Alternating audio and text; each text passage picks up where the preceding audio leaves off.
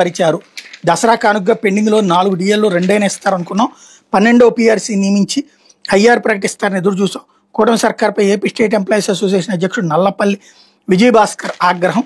అట్లాగే చర్చలు విఫలం, సమ్మె ఉధృతం, పీజీ ఇన్ సర్వీస్ కోటా కుదింపు, ఇతర సమస్యల పరిష్కారంపై తగ్గని పిహెచ్సి వైద్యులు.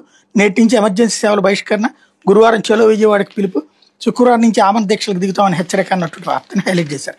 అయితే పోటెత్తిన కృష్ణవేణి అంటూ ప్రకాశం బ్యారేజీ వద్ద 15.9 అడుగులకు చేరిన నీటి మట్టం. రాత్రి 7 గంటలకి 6,54,876 క్యూసెక్కులకు ఇన్ఫ్లో. ఎగువన అడుగు మేర పెరిగిన వరద, దిగువన కరకట్ట అంచులు తాకుతూ ఉధృతంగా ప్రవాహం. నీట మునిగిన అరటి, పసుపు, కందా తదితర పంటలు, పలు గ్రామాల జలమయం. ఆందోళనలో ప్రజలు అన్నట్టు వార్తను హైలైట్ చేశారు. ఒక్క పేపరు ఇప్పుడు పేపర్లో వాళ్ళు రాశారు. టీవీ వాళ్ళు మరి బ్రేకింగ్లు ఏమైనాయో, అక్కడికి వెళ్ళి కవరేజీలు ఏమైనాయో అర్థం కానటువంటి పరిస్థితి. లేకపోతే ఆంధ్రజ్యోతి షాకులకు చెక్, ట్రూ అప్ నుంచి ట్రూ డౌన్లోకి రాష్ట్రం. యూనిట్కి 13 పైసలు ఊరట, వినియోగదారులకు 923 కోట్లు వాపస్. వ్యవస్థల సమర్థ నిర్వహణ ఫలితం ఇది. వైసీపీఎంలో అడ్డగోలు కొనుగోళ్లు, అవినీతికి అడ్డాగా విద్యుత్ రంగం.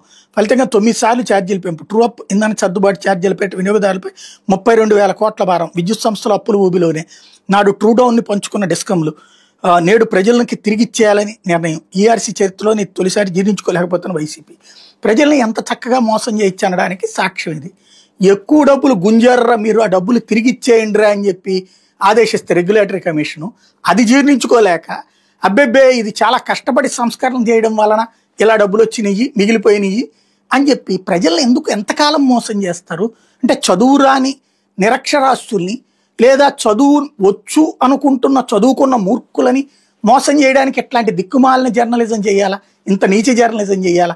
ఇంత నిస్సిగ్గు జర్నలిజం చేయాలంటే మేము నిస్సిగ్గుగా నీచంగా జర్నలిజం చేయడానికే పుట్టాం అన్నటువంటి కోణంలోనే వార్తలు రాసుకురావడం, నిజాలని అబద్ధాలుగా, అబద్ధాలు నిజాలుగా రాసుకురావడం అన్నటువంటి నిరంతరం సాగుతున్న ప్రక్రియ.